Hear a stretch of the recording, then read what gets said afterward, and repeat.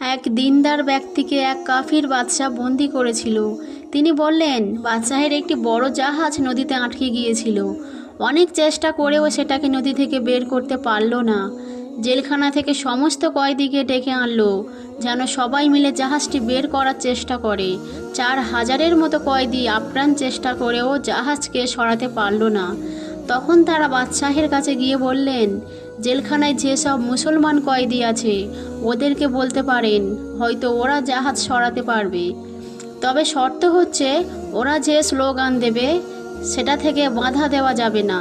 বাদশাহে এই শর্ত মেনে নিয়ে সব মুসলমান কয়েদিকে ছেড়ে দিয়ে বলল, তোমরা তোমাদের খুশি মতো যে স্লোগান দিতে চাও সেটা দিয়ে জাহাজটা বের করে আনো। সেই দিনদার ব্যক্তিটি বললেন, আমরা সবাই মিলে 400-র মতো ছিলাম।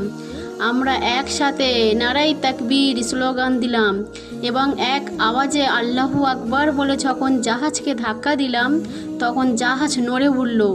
এই স্লোগান দিয়ে জাহাজকে আর থামতে দিও না, একেবারে নদী থেকে বের করে দিয়েছে।